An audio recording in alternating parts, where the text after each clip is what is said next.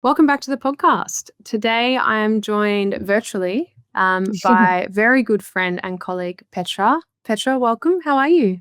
Hello, I'm very well. Thank you. So happy to be here. Yeah, it's great to have you here. For people that don't know you, let's just do a little intro into who you are and where you are right now. Obviously, we have known each other for quite a while, a couple of years now, and we've worked together in different agencies, and now we work together through Inflection, which is really exciting. But I met you when you were in Byron Bay. You're not in Byron Bay anymore. Where are you? What's your life look like right now? So I currently actually live in Bali. So I'm in Uluwatu right now. Very nice. And I work with you at Inflection since June last year. So a while now. Yeah. It's been very exciting. I've been very grateful to be part of Inflection. And I am working as a social media and email marketing specialist. I've been working in the marketing field for a couple of years now. We've worked together before in a different agency when I got my first agency role. And then here we are today working together here. Totally. So for people that don't know, what is a social media marketing manager? What does a day in the life of Petra look like?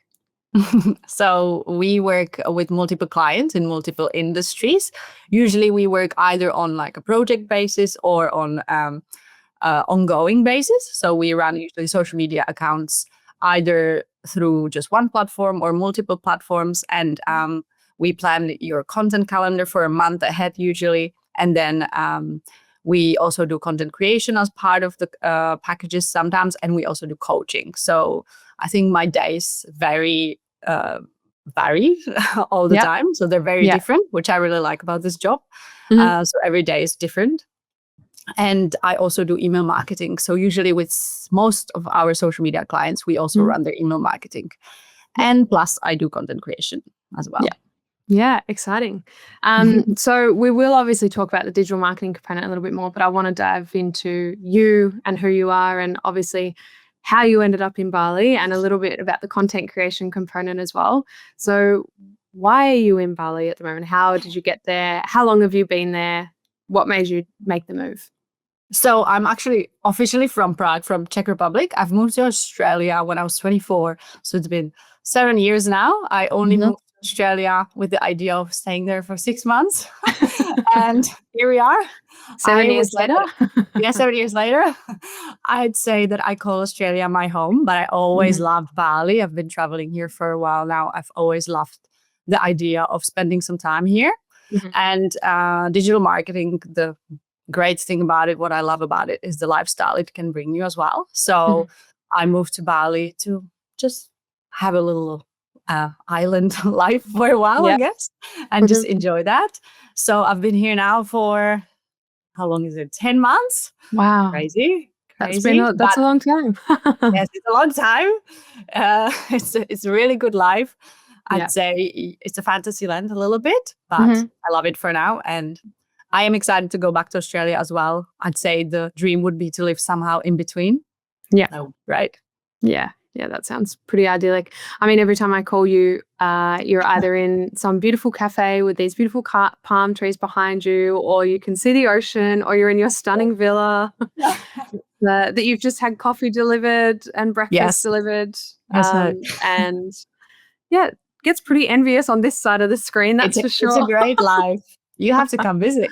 Yes, I know. We need to do a little business retreat in Bali. Yes, I think. Inflection team building. Yeah, I think so. Did you always want to get into marketing? I know you said you've kind of been in it for a few years now, but was it always the plan? No, not at all, actually. So I was a flight attendant before this.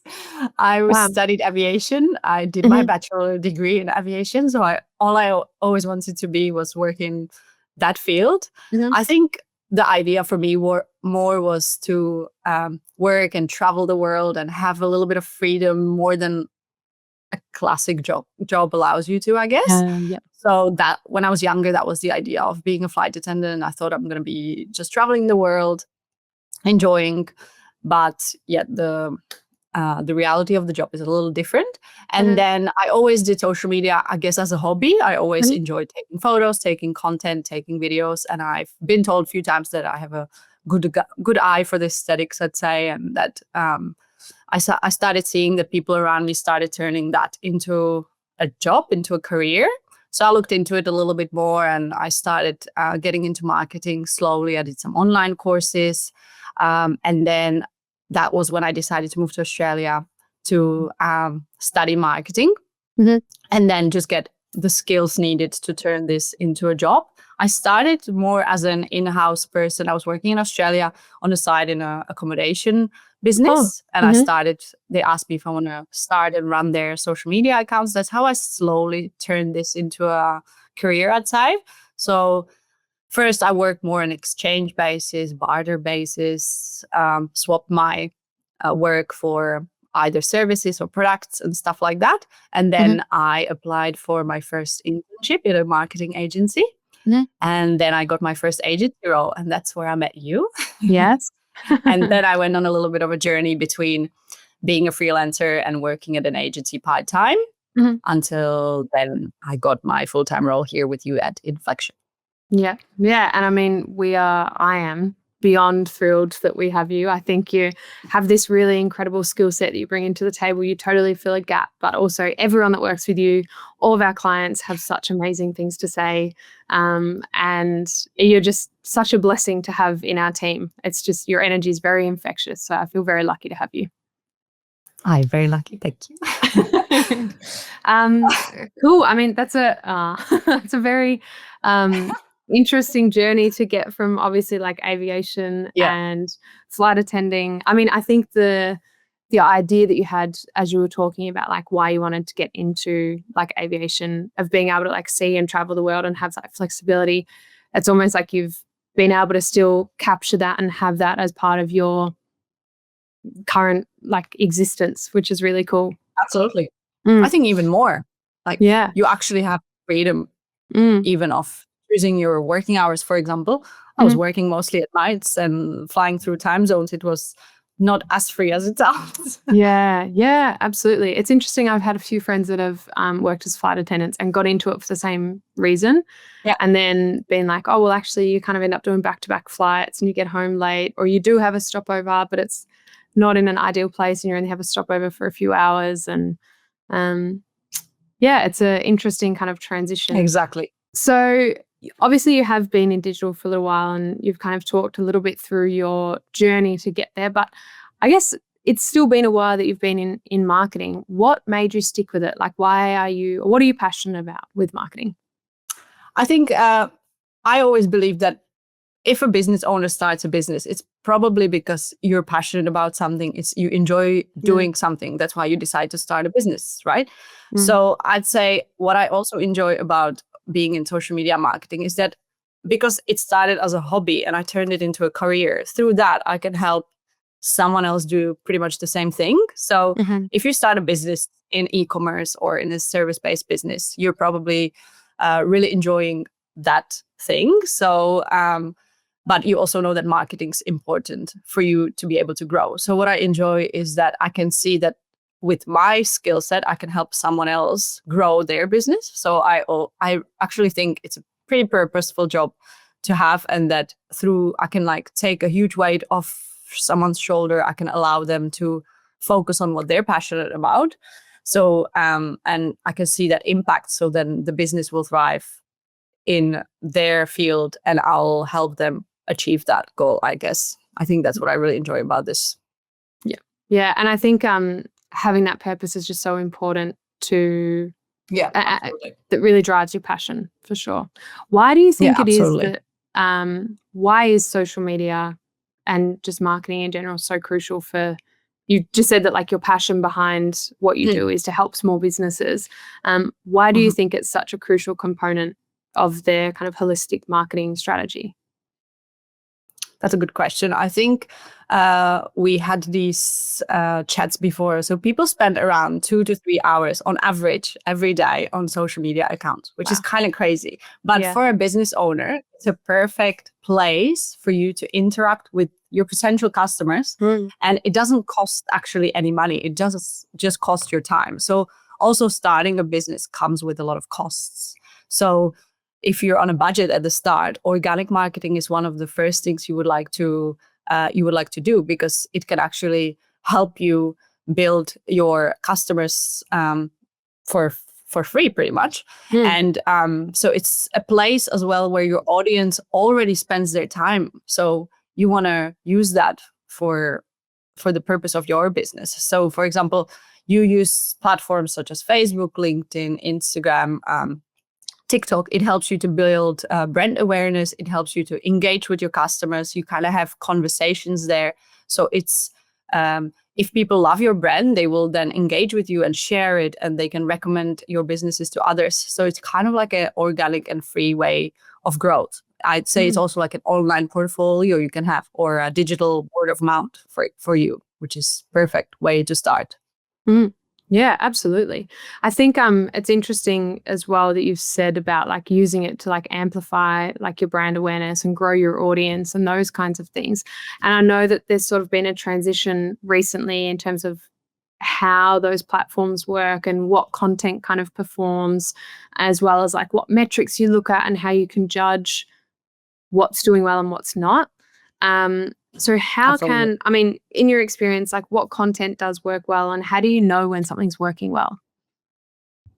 I think that's why checking your analytics is very important. Mm. I'd say nowadays engagement is going to be still your number one, but also you would like to, rather than just focusing on growing your followers, for example, you would want to look at getting more saves, more shares, seeing that people engage with your content and they probably send it to others. So you want to focus on that. For example, with video content, you want to look on the how long are people watching your video for. So if they're saving and sharing it, they probably see some value in your content. If they're watching the whole video, they're probably really engaged with it. If not, you want to kind of focus on what you're doing wrong there. Maybe usually they say that people engage with the video within the first 3 seconds. So you want to make sure there's a strong hook, or that you engage a customer throughout the first 3 seconds.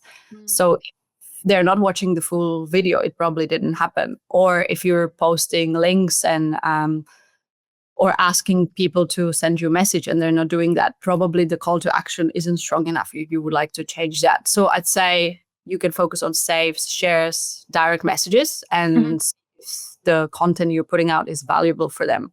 It's not more just about getting a lot of followers and a lot of comments, but also to looking at these metrics is very important. Yeah. Yeah. And it's interesting, as you were kind of talking just then, you were talking about like Instagram, Facebook, TikTok, like there's so many platforms out there, obviously, and they all have their benefits. How does someone know where to start? Like how does a business owner figure out like, yep, cool, I should be using Instagram or TikTok, or where does that start? Yeah, absolutely. That's a question I always get when starting to work with a client, like which platform do we do? And I think the first step is you need to know who you're talking to. So you need to figure out who your target audience is. Then you can define your tone of voice and and probably even the platform. So you will speak very differently to a 50-year-old CEO running a big company comparing to like a 20-year-old student. The tone of voice is going to be different. You're probably going to use a different platform. So I think you need to just realize who your ideal customer is and then create a strategy and decide which platform that is. So for example, Instagram is going to be your go-to like storytelling platform. It's going to be great for building a brand, for community engagement. It's great for example, lifestyle brands, hospitality brands, or fashion labels. Then if you want to get on TikTok, it's probably going to be a little bit more about creativity. Is your brand ready to embrace some trends? You're going to create more like short form videos, more casual, more fun approach. This is where you would want to be. Sometimes what we see a lot is, for example, even marketing agencies, they will have Instagram account where they will share all of their case studies and their services and everything. And then on TikTok, they're going to have a little bit more fun. They're going to show the company culture. They're going to share behind the scenes content and stuff like that. For example, Facebook is still really strong. It can be great for your local marketing, targeting ads, or discussions in groups, or event promotion, or stuff like that. Then on LinkedIn, on the other side, that's like a professional networking hub. So it's great for B2B, for example. Mhm. And you're going to build like a industry authority there. And or Pinterest, if you're in home decor, for example, Pinterest would be a great way for you to start as well, because it's a really powerful visual search engine. So it's great for companies or brands in lifestyle, home decor, as I said, fashion. It's something where people search for inspiration. So you would want to be there as well. So I guess you just need to know who you're talking to, and that way you can also decide which platform is great for you. Yeah. Yeah, that makes a lot of sense. I think I've worked with clients in the past as well that maybe target a particular demographic, or they want to target a particular demographic. Yeah. And so they start creating content for somebody, but then realize that the people that are buying the products is actually a different age group, or it's almost like they haven't done the research, or I guess like come up with that initial strategy to know who to talk to and what platforms to engage in. And then there's this like, I guess like lack of communication, or like the quality of that communication isn't strong enough because, like you said, maybe people aren't engaged with the content because the content doesn't actually resonate with who's buying the product. Absolutely. So, I mean, is that what you would say your first step is, like looking at a strategy, or how do you typically start working with a business? Yeah, exactly. So we would first probably define and understand your audience. So we would create this ideal avatar, perfect customer, and then we would analyze that. So we would see what the demographics are, what the interests are, what's the online behaviors of your ideal customer. And then we would probably choose the right platforms. We would discuss this with you. If we would discuss where your audience would probably spend most of their time, and that way we will focus on those relevant platforms, and then we'll create a strategy. So I think strategy is very important. So we do need to know what you're trying to achieve. We're going to set your long-term goals as well as short-term goals, how we're going to get there, and how we'll create a content that supports these goals, and that will kind of help us with that strategy. And then I'm also much of a visual thinker. So I always like to start with creating like a visual identity of the brand. So we're gonna see, do you have your branding guidelines already, or do we need to create them? We're gonna create layouts, we're gonna create designs and the aesthetics of the brand. I guess every social media manager does this in a bit of a different way, but I like to start with creating this visual identity. And then we're also going to look at your analytics, or your current analytics. So we're going to see what you've done in the past, what was working, what was not working. We'll do probably some research of your competitors as well. So we can get some inspiration on, we'll see what's working in the industry and stuff like that. We're going to kind of like map out what's great for you and what not. And then if we then we'll create, usually we work with that, we'll create a month worth of content plan. We'll get it approved by you as a client, and then we'll schedule it for a month ahead. And then every month we catch up and we plan another month. We'll see what was working, we'll discuss it, what would you like to add, or what we would suggest and stuff like that. And then we'll just adjust that accordingly so that we can hit those goals that we've set in the beginning. Yeah, yeah. I mean, that sounds very in-depth and process-driven in a way that, you know, whoever you're working with is getting the most out of it that they possibly could be. And because I think sometimes some of the conversations I have with business owners, or I hear people saying, is like, social media doesn't work, or organic doesn't work. You need to invest in paid advertising, or TikTok's just about dance videos, or, you know, these kinds of just like throwaway sort of comments.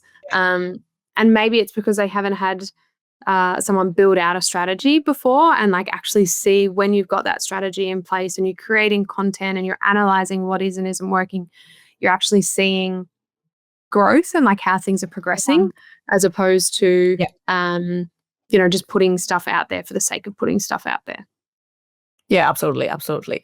I agree with that. Yeah. Strategy is always the first place we have to start, for sure. So what sort of businesses do you enjoy working with? What are the funnest businesses to work with? So I love working with mostly hospitality businesses, properties, lifestyle, e-commerce, and service-based businesses. I really like that. I guess businesses that I enjoy in my personal life, it just makes it naturally a little bit more intuitive to create content for them, for example, or create a strategy, because it's something I enjoy as well.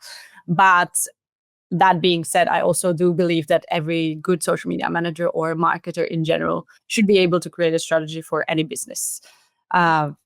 We know that very well. For example, right now I do run social media accounts for a plumbing company or accounting company as well. And we're doing very well. So yeah. And so I'm interested because you mentioned like hospitality and property, and obviously I know you, and I know where some of that passion comes from. But Yes. I know you also create content. So could you talk us through like what that involves and how you have built up this, I guess, authority in the space to create content for properties and accommodation and hospitality venues? Mm-hmm. I think that all started with so there's a lot of business owners there that don't want to be on. They don't want to create content. They don't want to be the face of the brand. Sometimes they're just maybe too shy, or they just don't want to be. They don't actually really enjoy social media, so they just want to do what they're passionate about in the business. So that's where I guess UGC content comes in. So UGC, user generated content, is something I do as well on the side. So it basically comes that I create content for you as a business owner and you use it on your social media platforms. So this, as we already said, can work on either an exchange basis. Sometimes it comes at a lower cost than, for example, working with influencers. And nowadays, what I think is that a lot of UGC content creators have a background in marketing already, or they have a really strong content creation skill set. So they are really great for a company to work with. And especially in properties or in Airbnbs, hospitality venues, this is a great way to get content. So it can work very well. For example, you get a group of friends stay in your Airbnb for a few nights and they create content for you. And then you have content for maybe sometimes a couple months for you. And this content can be used also for your paid advertising, or it can be used even across your email marketing and stuff. So it's actually really great. We've seen that companies that use UGC are usually maybe 50% more effective than the ones that don't use it. So I'd say for businesses in hospitality, very strong, or even for a skincare brand, for example, really powerful to see how your customers are using the skincare, which can be really valuable for them. Yeah. Why do you think UGC works so well? I think it's because it's very authentic and it shows the real connection with the customers. So, of course, I still believe that big company video shoots are really important if you're like launching a big label, or you have a fashion label and you have a new collection. It's still really important to have that campaign shoot. But in the end, the authentic content will always work a little bit more. I also believe that video content is just powerful in general. So, for example, you're an owner of a business and you introduce yourself through a video. It's a little bit more engaging, a little bit more powerful than just photos and some text. So that's when UGC comes in as well. People will see it's very real as well. So people see the real experience, the real behind the scenes content. It can be really great for just for the connection with the customers, I'd say. Yeah, that makes. I mean, I know when I'm, scrolling or just like looking online, it really is probably the UGC content that sells me more on something than like branded photo shoot content, as in like, content that a brand pays to go into a photo shoot and they put everything together. Obviously, that's the aesthetic content that is used to build websites and show. It's like the quality of the product, but it really is the UGC or the testimonials, like skincare you just mentioned. The only thing that sells me on skincare is like before and after, but not one before and after shot. It's like seeing like multiple and seeing how it impacts multiple different types of skin and different skin conditions and seeing what that change looks like. And that's when I go, oh, this actually works. It's not just about, saying that it's a great product. It's actually other people having used that product and said, this is working. Absolutely.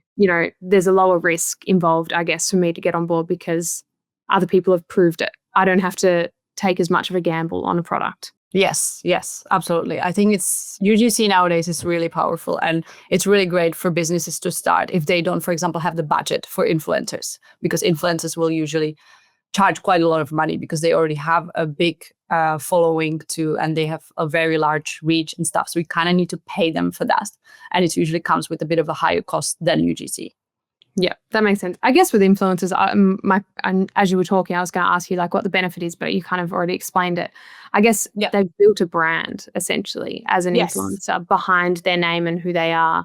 And so they've built this trust with people. And so I think maybe sometimes when people think about paying influencers for things, they're thinking about paying someone to take a photo and post on social media, when it's like, well, no, they've actually built like a huge a digital word of mouth platform essentially. And that's what you're paying them for. Yeah, absolutely. And great influencers will have a really strong community. So the community will listen to what they say. So if it's a really great influencer in your niche, it can be super powerful, because if they will promote your product or your service, they will already have a really large community that listens to them and will probably come across to your brand. But as we said, there are pros and cons, I'd say. And that usually just comes with a bigger cost. I was, for example, doing a little bit of research, and Australian influencers charge between 200 to like 2,000 Australian dollars per post. So yeah, it can be a little bit more cost heavy. Yeah, but I guess if you know that you can get a return on investment out of it. Absolutely. It's interesting. I was having a conversation with someone else yesterday, another podcast episode, and we were talking about content creation. And so the agency that she works for, she runs this agency, they do content creation as one of their services. And it was a client that they'd worked on a few years ago. It might have been 2 years ago or something. And the content creator couldn't come in that day or couldn't, leave whatever they were doing. And so she actually filled in, and like the owner of this business kind of filled in. And she said it's been 18 months and they still use the piece of content in their paid advertising and on social media that she created 18 months ago. And so she was like, obviously the client paid us for that. There was a whole bunch of content that we created. Not all of it worked, but then there was one piece of content that is still their most productive and effective piece of content today. Absolutely. I think that could be even another conversation we could have, but it's important for some UGC creators to also have some strong contracts, I'd say, and to also know that the usage rights for paid advertising, for example, should be set from the start, because sometimes your little piece of content can make the company a really large amount of money. So through paid advertising. So these things should be set from the start already. Yeah, that makes a lot of sense. Yeah, that's really interesting. I mean, I'd be keen to hear if you've worked with any kind of social media strategies that you've implemented, or just observed that you've seen be really successful, and why you think they were successful. Yeah, so for example, we work with a luxury accommodation in Queensland, and this is what we introduced. So they had a really beautiful photo shoot done, but they had 0 video content. So we kind of introduced UGC to them, and their bookings just went crazy. They just got so many more bookings through just UGC content. Then we repurposed this UGC content style and through to their paid advertising, and they're actually using the content until today as well. Or another one that was a really great, we work with the skincare brand in Queensland. Very, very great company. They have a really beautiful founder, and we helped them to kind of create a little bit of an identity. She already had really strong products, really strong branding guidelines, but we kind of helped to put it all together, helped to put the brand, create like the identity, and within few months running with them, we also introduced them to email marketing, and we've seen the engagement just spike, and we've kind of seen that people who started following them on their Instagram kind of came across to their email marketing, and the video started converting into sales, and so it was very powerful and really great to see. Or if you'd like some numbers. So we've started running social media just 2 months ago for a client. And within the first month, we've already seen a 340% increase in reach. Wow. We've reached 10,000 new people, sorry. And the engagement rates jumped by 120%. So that was really, really powerful and really great to see that when there's a strong strategy in place from the start, the results can come pretty quickly. Yeah. Yeah. Wow. That's phenomenal. I mean, it's it was interesting as you were talking about the skincare client. Obviously, you mentioned, social media and email marketing and these like organic channels. But then I guess zooming out and thinking holistically, like including paid advertising and just showing how, obviously, as a result of this kind of omni-channel marketing experience and this holistic strategy that was built out, it's actually converting into sales. And Exactly. I think it's like, people are going to find out about your business through different platforms, there's not necessarily a direct marketing funnel anymore where they go in, they fall in the top because of this, and then they make their way down. It's like they might kind of come in at any different point, and you still have to build those touch points and build the loyalty. And that's kind of where this holistic strategy comes into place. And so it's really great to hear an active and current example of how it's working. Yeah, absolutely.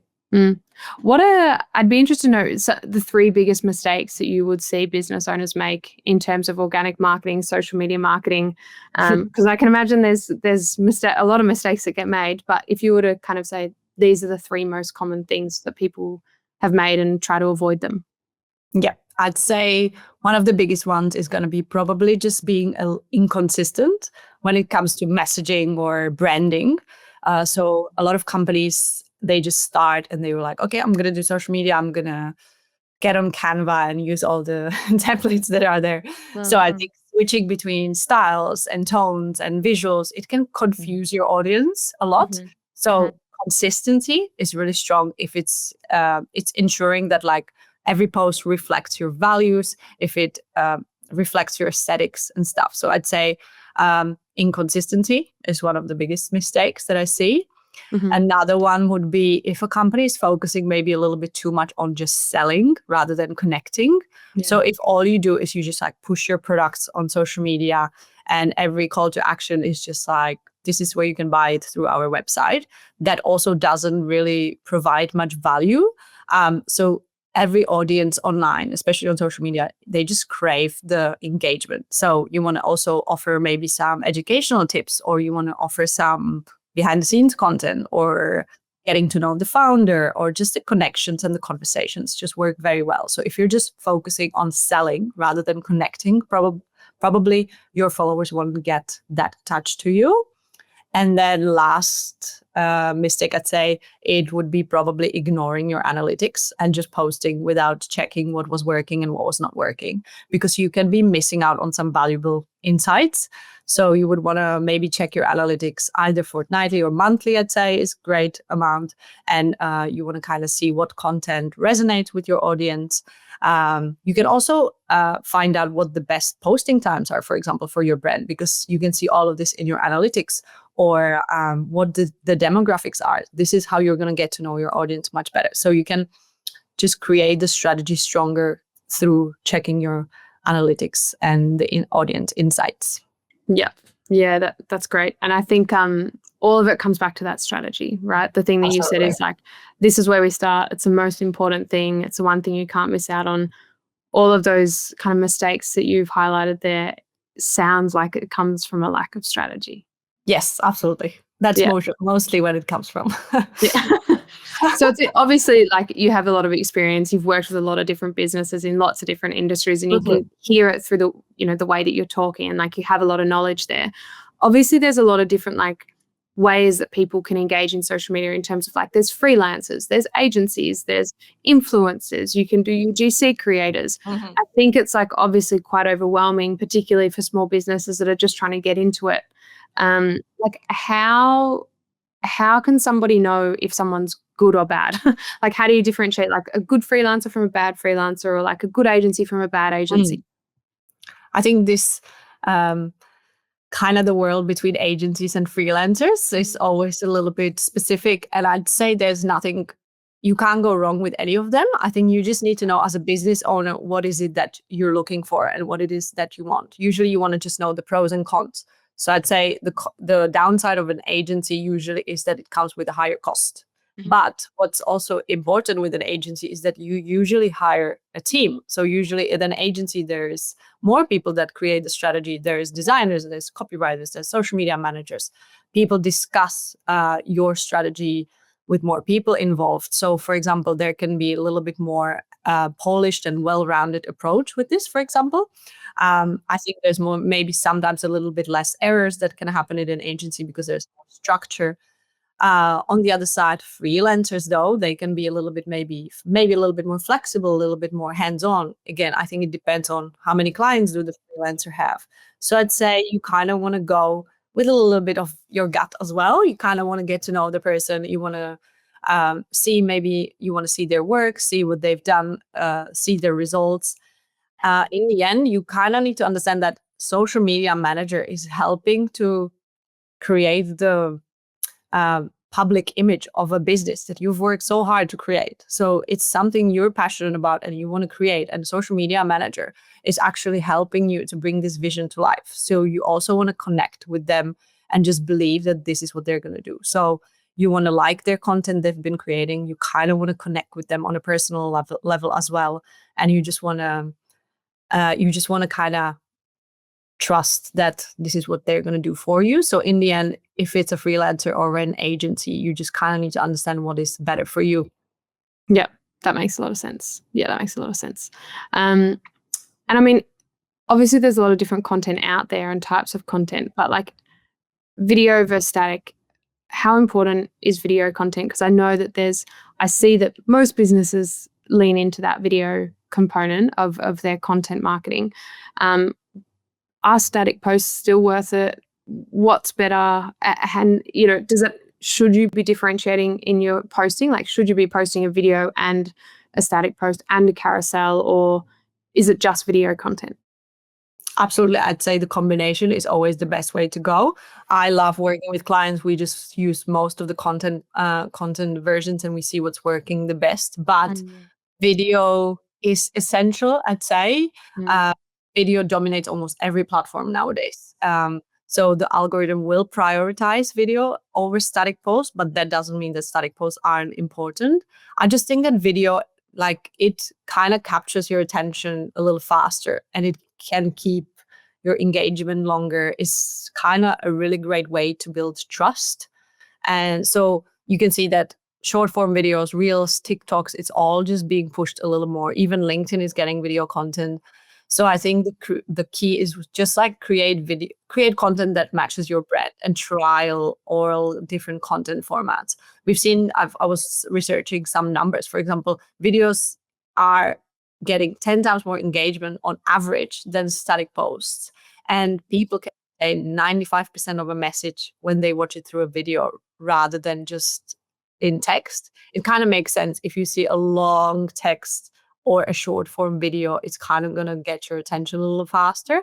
But I still believe that all content formats are important because static posts can be really great as well for just if you have a product and you want to just showcase the product on images, and videos are both important, I'd say.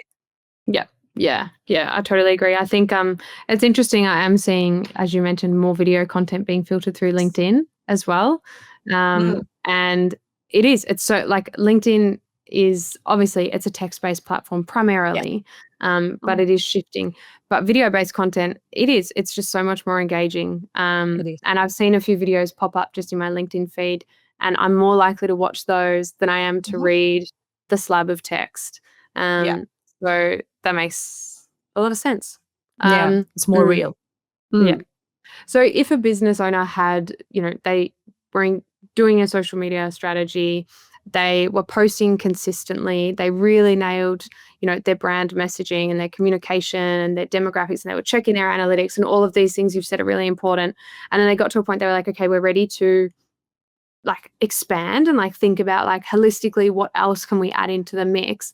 What would you say is the next best step or next best platform to include in like your marketing strategy? Social media is really important for a business, I'd say, but it is still kind of just a part of the bigger ecosystem you want to build with your in your marketing. So what I always recommend adding would be email marketing at first. So with social media, you're still kind of working with the algorithm. But with email marketing, you create this email list that you just own. It's yours. So you can be very direct, very personal, and it can be very effective for like nurturing your relationships and getting those sales eventually. So for example, I think the combination can be really powerful and amazing. So you can use social media to attract new customers or engage with your current followers. And then you can bring those followers through this funnel to your email marketing, where you will build like deeper connections with them. You can you can very much personalize email marketing. So they will suddenly feel a little bit more exclusive. You can offer them some exclusive value or exclusive offers. And then eventually they can become your loyal customers. So even though it started on social media, they can become customers through email marketing. So that's why sometimes it gets a little bit tricky that people say, oh, but I don't see many sales through social media. But you do see sales through email marketing, but the email marketing probably wouldn't work that well if they wouldn't come from social media. So I think in the end, the combination of multiple marketing ways is the most powerful thing you can do as a business owner. Yeah, and that makes sense, because obviously people have to find out about you as a business somehow, and video-based content helps to get your business out in front of other people that you haven't heard of, that haven't heard of you, that have never engaged with your brand before. Obviously, paid advertising is an element, but it's quite expensive. Yes. And I think that quite often maybe people just jump to paid advertising because there's the idea that it's a quick win, like quickly get our content, get our product, get our business in front of people, and we can pay to do that. But it's all of those other components that are maybe missed out on. And it's still important to build those touch points with your business and with your customers, because it can take, anywhere between like 8 to 11 touch points, I think, before someone's willing to buy online. So it's like, if all you were doing was running paid ads and getting people to your website, but then not nurturing that relationship and building that loyalty through testimonials, on social media, or product-based content, or UGC content, or founder-based content, and so you're kind of developing that connection, you're just kind of totally missing out on this really core pillar or it's going to take longer to build that loyalty with people. Absolutely. Yeah, absolutely. You're right. And email marketing can also become such a great, in the end, if it's done well, it can be a passive income for your business eventually, which is amazing. Yeah, absolutely. I love that. Passive income stream is something I think every business needs to get on top of, for sure. So is there any kind of, I guess, last tips that you have for people, whether it be, platforms to use, or how people can really manage their time, how to get started? What would you sort of recommend? I think just if you're starting a business, or you're already running your business for a little while and you're looking into starting your social media marketing, just do a little bit of research of your audience, and then it doesn't have to be in the beginning. I think it sounds very overwhelming for business owners, but there is a lot of tools that can help you to make it a little bit less overwhelming. So for example, you can schedule all your content. So I'd always suggest create a content plan for a few weeks ahead. 2 to 4 weeks is the ideal. Schedule your content. There's multiple scheduling platforms that you can use, either for free or for small fee. So you can either, if you're just running one social media account, you can just directly schedule it through the platforms, or you can use Meta, which is also free for scheduling.